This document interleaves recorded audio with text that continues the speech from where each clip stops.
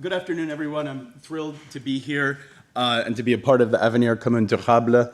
I'm a historian by training, and the kind of history that interests me is the history of humans as part of the global ecosystem. And so humans as they're affected by, but also as agents of ecological change. As a historian, I love the quotation, funny quote that's attributed sometimes to the great physicist Niels Bohr, sometimes to the American baseball star Yogi Berra, that predictions are very hard to make, especially about the future.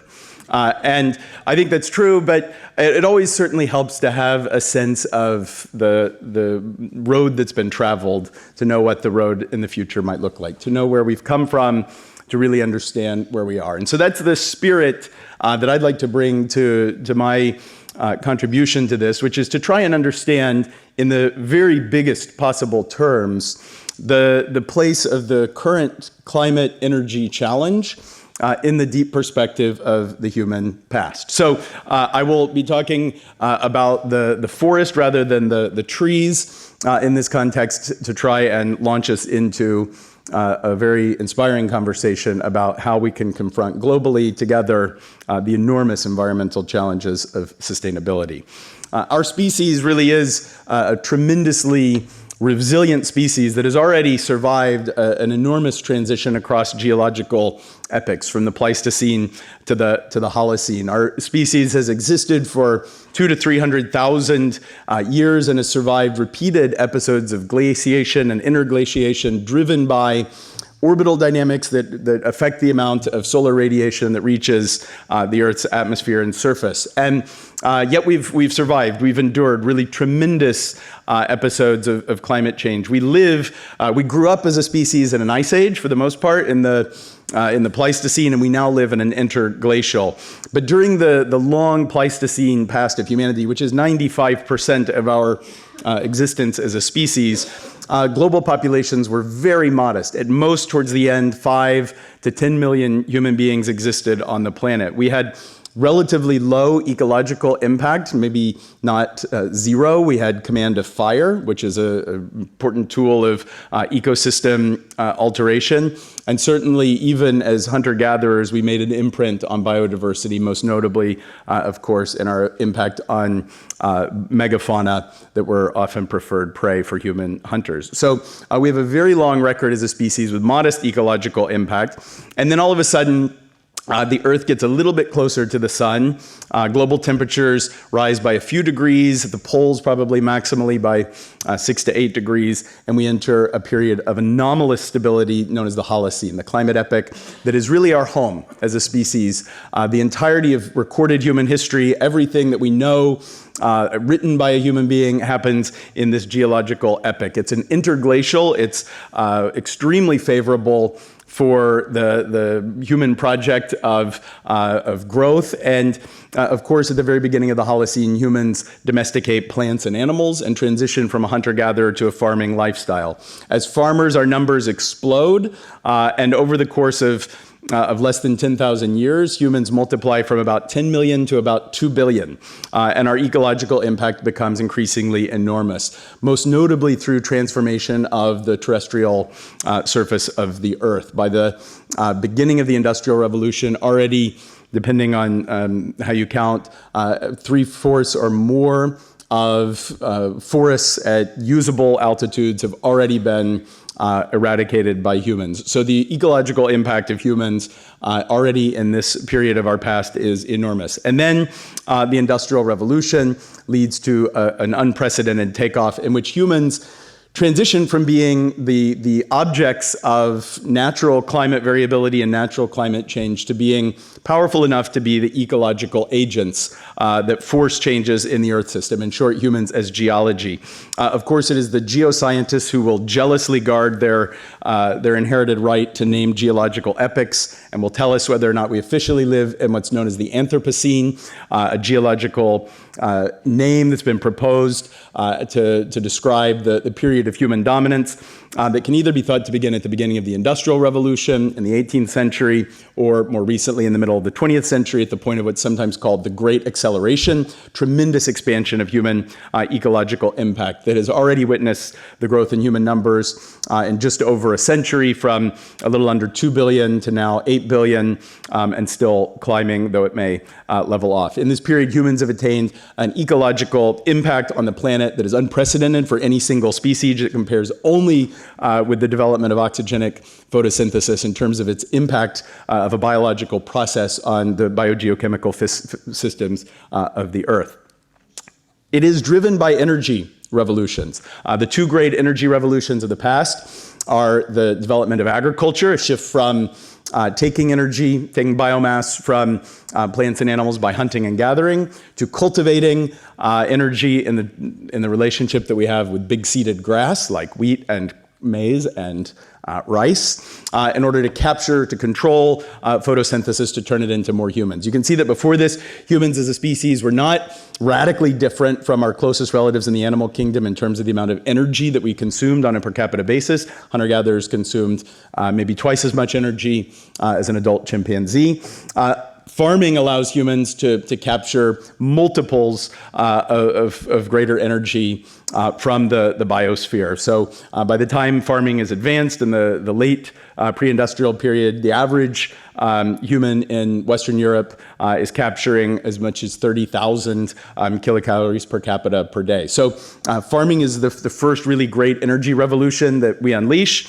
And then the second is the fossil energy revolution in the 18th and 19th century. Industrialization that harnesses fossilized sunlight that's stored underground, that was captured by photosynthesis 300 million years ago, and was sitting underground before humans learned how to exploit it to do useful work. And consequently, it has unleashed an ongoing revolution that is both good and bad, good for us in certain ways and certainly bad for the planet in other ways. The question that I think we face as a global society is, can we effectuate a third energy revolution that frees us all together from our dependence on carbon?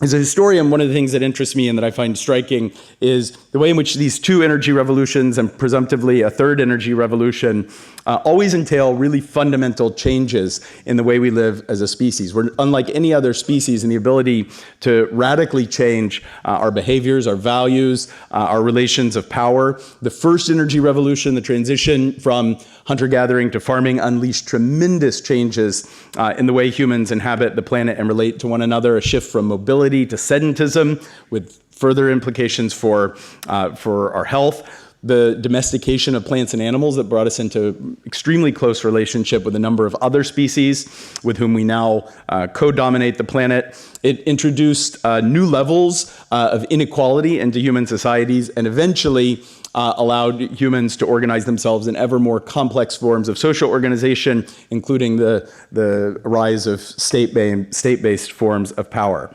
The second energy revolution, the shift to fossil forms of sunlight, was no less dramatic and revolutionary. It brought the majority of our species out of the countryside and into cities. It entailed sweeping changes in demography and the patterns of life and death. I'm going to talk about that in the next slide. It entailed dramatic changes in power relations, political revolutions.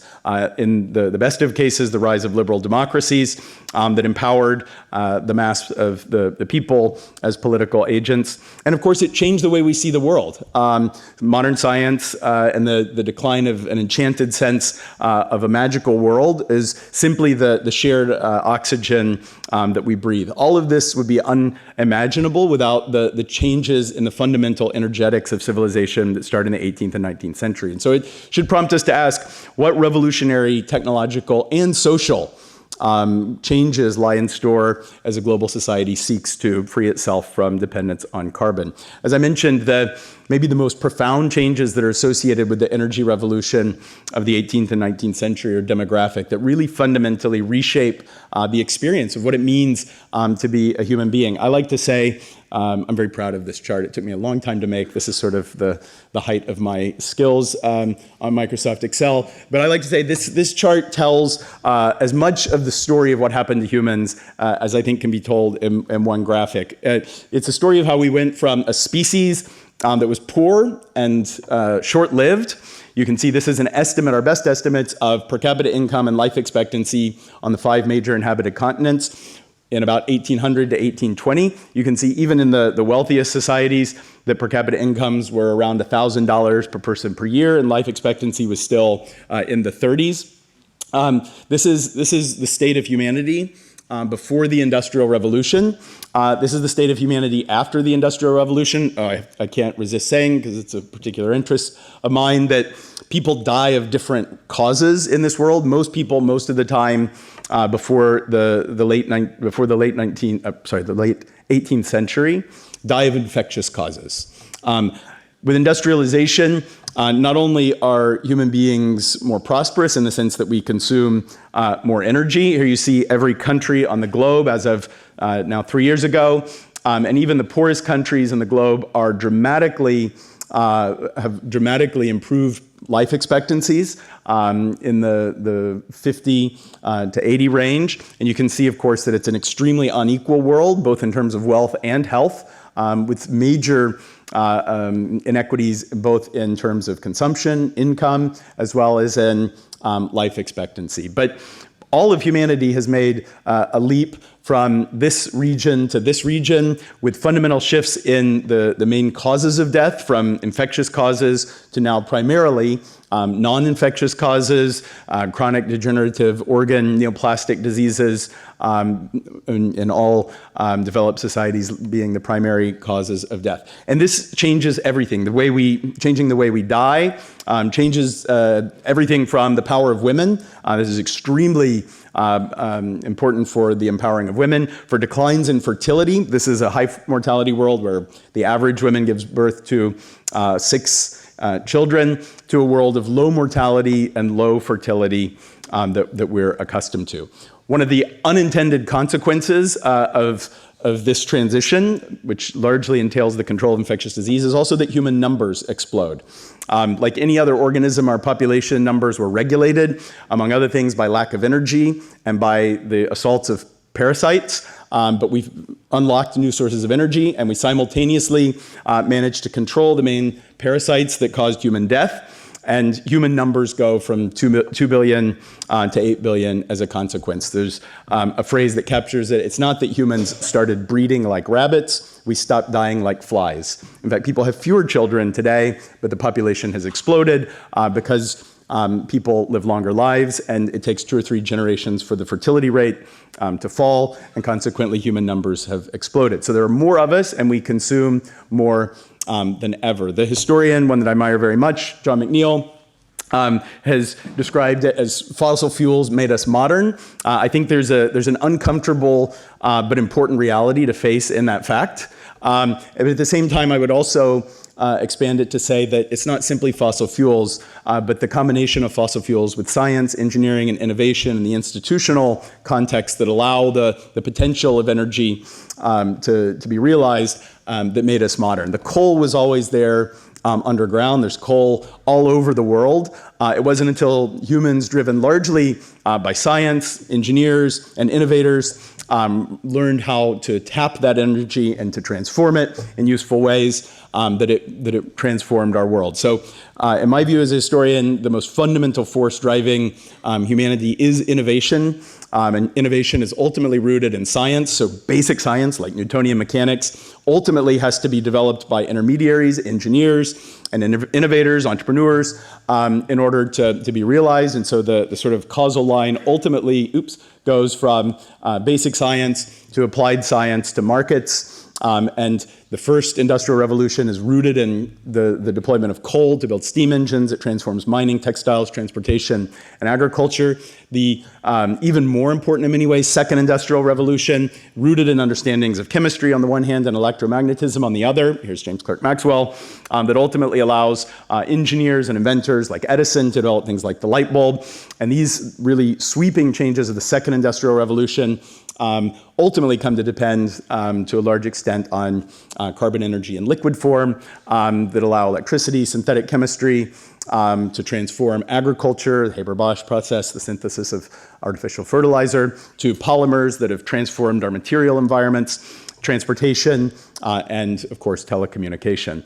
Here's, I think, another wonderful way of thinking about these processes. This is kind of a justly famous study from Bill Nordhaus, who's an economist, on the price. It's an index price per lumen. This is sort of changes over 200 years in how efficiently humans can do something as simple as bring light into a room. It used to be prohibitively expensive, almost 4 or 5 orders of magnitude greater than it is today. Here, of course, you have the mastery of electromagnetism. And then what happens is that humans do 3 things, really. They build better light bulbs in continuing innovation. They build better infrastructure.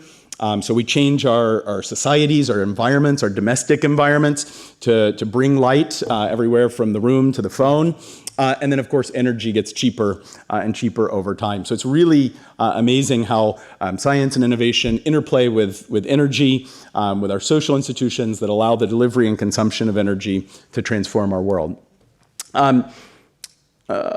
So let me close with 2 sort of big questions about energy transitions in history that I think are provoked by this bigger perspective. One is that the carbon economy that has revolutionized our world over the last few centuries, first in Western European societies, first in Britain, France, US, Germany, but then increasingly globally, particularly from the middle of the 20th century, globally, is dependent on the resource utilization of resources, carbon with all of its externalities, as well as other finite natural resources in ways that are simply unsustainable. If many of you are probably familiar with Will Steffen's representation of the Anthropocene in terms of Earth system trends and socioeconomic trends, this has been debated and updated, but this is kind of a fundamental way of seeing the world and recognizing that the great acceleration, the explosion over 2 or 3 generations of energy and other resources is simply just like mathematically on an unsustainable path over the very long run. Anyone who thinks that infinite exponential growth is possible in a finite world is either a fool or an economist. He can say that he's an economist. But it's clearly just a fundamental fact that finite resources cannot be exploited infinitely. And so both in terms of energy and other material resources, humans have to either change their lifestyles or have to innovate new and better ways to do things. Second, final challenge and question in the very big picture is the question of how sustainable even is the pace of innovation that we've enjoyed over the last few generations since the middle of the 20th century, with really the first and second industrial revolution transforming the way we inhabit the world and consume resources. Here you see, to me, a very powerful and in some ways very scary representation of this question. The blue is total factor productivity in the United States, how efficient is the economy with the inputs that go into it. On the green is the sort of normalized measure of how much research effort, this is just the US, exists. And what this says really loudly is that there's declining economic benefits to the number of researchers and the amount of research. It says that ideas get harder and harder to find. The American economist Robert Gordon has, I think, put this in a really kind of catchy way. If you think of all of the innovations of the second industrial revolution, like air conditioning, electricity, light bulbs, how many of those things would you change for anything that's been invented since 1970? This is the only really, really major thing. I know my kids would trade this for electricity and air conditioning and everything, but it's a stark way of asking, where do new ideas come from? How long can we keep innovating? We're a species that needs big breakthrough ideas, above all in the energy sector, to survive the challenges that we've created and the dependence of our world on the level of energy consumption that we've very quickly become habituated to. So that's a historical perspective of the challenges that we face. I'm very grateful to be here and excited to learn from our colleagues in so many different disciplines. Thank you.